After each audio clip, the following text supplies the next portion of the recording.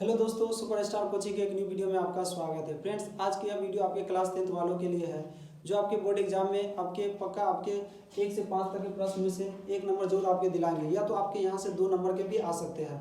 माने ये short portion में आएंगे, माने लघु उत्तरीय प्रश्न में, और एक प्रश्न ये पक्का बनता है कि यहाँ से आते हैं, कभी कभी 2 भी आ सकते हैं। और ये फ्रेंड्स मॉडल पेपर से लिया गया, तो समझिए आने की चांसेस हमेशा बनती रहती है। तो चलिए हम लोग ये सवाल को, अगर आप वीडियो को शुरू से लेकर अंत तक देखते हैं ना फ्रेंड्स, तो आपको यह वीडियो के माध्यम से याद हो जाएंगे, आपको घबराने की जरूरत नहीं है। तो चलिए हम आज की वीडियो को स्टार्ट करते हैं। तो आपका पहला सवाल क्या है, अवतल दर्पण के 2 उपयोग को लिखें। तो पहला क्या उपयोग लिखना है, आपने देखा होगा कभी बाल कटाने आपने गया होगा तो आप देखे होंगे कि सैलून जो रहता है, सैलून वाला आप आगे आप ताकते हैं तो पीछे की काम करता है, आपका प्रतिबिंब भी बनता है, माने पीछे वाला सर का, तो वो होता है। और कभी कभी जो व्यक्ति दाढ़ी बनाता है तो इसका प्रयोग करता है। तो पहला हम लोग लिख लेते हैं इसका दाढ़ी बनाने में, किसका, दाढ़ी बनाने में। अवतल दर्पण का पहला उपयोग क्या है, दाढ़ी बनाने में। और इसका आपने देखा होगा कभी आँख का इलाज करवाए होंगे, या कान का या गले का आपने जांच का इलाज करवाए होंगे, तो आपने देखा होगा डॉक्टर जो भी अवतल दर्पण का उपयोग करता है। तो इस लिख सकते हैं रोगियों के, आप लोग रोगी है तब ना, रोगियों के नाक कान, रोगियों के नाक कान इत्यादि के जांच के लिए किस दर्पण का प्रयोग करता है डॉक्टर, तो अवतल दर्पण का प्रयोग करता है। पहला लिखेंगे दाढ़ी बनाने में, रोगियों के नाक कान इत्यादि के जांच के लिए डॉक्टर अवतल दर्पण का उपयोग करता है। तो उम्मीद करता हूँ फ्रेंड्स ये आपका पहला सवाल याद हो गए होंगे। पहला क्या बोलेंगे, दाढ़ी बनाने में क्या बोले, अवतल दर्पण के 2 उपयोग लिखे, इसीलिए लिखेंगे 2 उपयोग में। और दूसरा रोगियों के नाक कान इत्यादि के जांच के लिए डॉक्टर अवतल दर्पण का उपयोग करते हैं। अब हम नेक्स्ट सवाल की ओर आ जाते हैं। नेक्स्ट सवाल आपके क्या कर है, दृष्टि दोष क्या है। तो आप देखे होंगे दृष्टि दोष कब उत्पन्न होता है, दृष्टि दोष क्या है, तो जिन व्यक्तियों का प्रतिबिंब जो होता है रेटिना पर नहीं बन पाता, माने जिस व्यक्ति का प्रतिबिंब रेटिना पर नहीं बन पाता है उससे हम लोग क्या बोलते हैं, उस व्यक्ति को समझ आते हैं कि दृष्टि दोष हो गया है। तो क्या बोलेंगे, जिन व्यक्ति का प्रतिबिंब रेटिना पर नहीं बनता है उसे हम लोग दृष्टि दोष कहते हैं। दृष्टि दोष जो होता है आपके 3 प्रकार के होते हैं। एक होता है निकट दृष्टि दोष,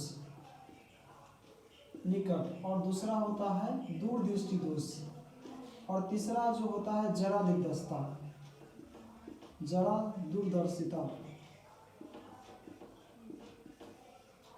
क्या बोलेंगे फ्रेंड्स, एक होता है निकट दृष्टि दोष, उसके बाद दूर दृष्टि दोष, और तीसरा होता है जरा दूरदर्शिता। जिन व्यक्ति का प्रतिबिंब रेटिना पर नहीं बन पाता है उसे हम लोग दृष्टि दोष कहते हैं। दृष्टि दोष 3 प्रकार के होते हैं, पहला निकट दृष्टि दोष, दूर दृष्टि दोष और जरा दूरदर्शिता। ये तो समझ गए ना है। अब हम लोग नेक्स्ट सवाल की ओर आ रहे हैं। अब की काम कीजिए, वीडियो को पॉज करके आप इसको याद तो आपको हो जाएंगे वीडियो, आप उसको कॉपी में नोट डाउन कर लीजिए ताकि आप रिवीजन करते रहिए और ये आपके बोर्ड एग्जाम में जरूर आएंगे, ठीक है ना फ्रेंड्स। तो आप अच्छा से सोचिए, ओम के नियम को लिखें। ओम के नियम क्या कहते हैं, तो देखिए ओम के नियम को आपको हमेशा परमानेंट के लिए याद रखा देते हैं। तो ओम के नियम को बस एक ही बात याद रखें, V समानुपाती I। तो क्या लिखेंगे, इसको हम लोग बोलते हैं धारा, धारा माने करेंट चल जाता है, और इसको बोलते हैं विभवांतर, विभवांतर। तो क्या लिखेंगे, किसी चालक से प्रवाहित धारा का मान विभवांतर के, इसको बोलते हैं समानुपाती, किसी चालक से प्रवाहित धारा का मान विभवांतर के समानुपाती होते हैं। एक बार फिर से बताएं, किसी चालक से प्रवाहित धारा का मान विभवांतर के समानुपाती होते हैं। क्या बोलेंगे, किसी चालक से प्रवाहित धारा का मान विभवांतर के समानुपाती होते हैं। ये ओम का नियम होता है। देखिए ओम के नियम को लिखे, कितना आसान है। अब हम नेक्स्ट सवाल की ओर चले। नेक्स्ट सवाल आपके क्या है, प्रकाश के प्रवर्तन के नियम को लिखे। यह भी प्रश्न फ्रेंड्स कई बार बोर्ड एग्जाम में आपसे पूछा गया, तो आप लोग देखिए इसको हम लोग इतना आसान से उत्तर देते हैं। मैं आपको एक चित्र की सहायता लेता हूँ, डायग्राम के। मान लीजिए हमने एक मान लीजिए अवतल बिंदु है, समतल दर्पण है, ये समतल दर्पण द्वारा बना चित्र है, ये अवतल बिंदु है, अवतल बिंदु। और मान लीजिए एक बिंदु, ये आपतित किरण है और ये परावर्तित किरण है,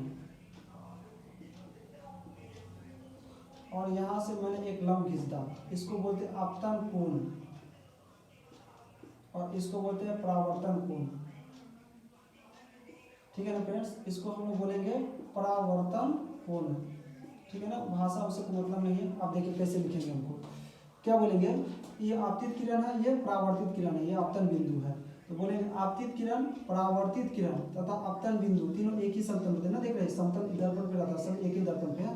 तो बोलेंगे आपतित किरण, ये देखो क्या पहले आपको समझा रहे प्रकाश के परावर्तन के नियम को लिखे। तो प्रकाश के परावर्तन के दो नियम हैं। पहला नियम क्या बोलेंगे, आपतित किरण परावर्तित किरण तथा अपतन बिंदु एक ही समतल में होते हैं। पहला पॉइंट में आपको यह लिख देना है, आपतित किरण परावर्तित किरण तथा अपतन बिंदु तीनों एक ही समतल में होता है। दूसरा में आपको क्या लिखना है, इसको हम लोग बोलते हैं आई, इसको बोलते हैं आर। अपतन कोण परावर्तन कोण के बराबर होता है, माने दोनों एक दूसरे के बराबर होता है। और अपतन कोण को आई से सूचित करते हैं और इसको आर से, तो लिखेंगे अर्थात आई बराबर आर के। दूसरा में क्या लिखेंगे, अपतन कोण परावर्तन कोण के बराबर होते हैं अर्थात आई बराबर आर लिखेंगे। समझ गए ना। पहला आपके क्या बोलेंगे, आपतित किरण परावर्तित किरण तथा अपतन बिंदु पर खींचा गया विलंब तीनों एक ही समतल में होते हैं। अपतन कोण परावर्तन कोण के बराबर होते हैं अर्थात आई बराबर आर के हो जाएंगे। अब हम लोग नेक्स्ट सवाल की ओर चले आए, मानी कि लास्ट। ठीक है, तारे क्यों टिमटिमाते हैं, देखो आपको समझा रहे हैं। देखेंगे अगर इसका क्वेश्चन बैंक में देखेंगे, मॉडल पेपर में देखेंगे, तो यह इसका उत्तर बहुत बड़ा बड़ा रहता है, तो हमको ज़्यादा लंबा याद नहीं करना है। तो तारे इसलिए बोले, तारे क्यों टिमटिमाते हैं, तारे इसलिए टिमटिमाते प्रतीत होता है क्योंकि यह हमेशा बदलता रहता है। क्या बोलेंगे, तारे इसलिए टिमटिमाते प्रतीत होते हैं क्योंकि यह हमेशा, इसके प्रकाश की किरण हमेशा बदलता रहता है। यह बोलेंगे तारे हमेशा टिमटिमाता इसलिए प्रतीत होता है क्योंकि इसके प्रकाश की किरण हमेशा इसके प्रकाश की किरण हमेशा बदलता रहता है। ठीक है ना। तो उम्मीद करता हूँ फ्रेंड्स यह आपको 1 से लेकर 5 तक के सवाल आपको याद हो गए होंगे।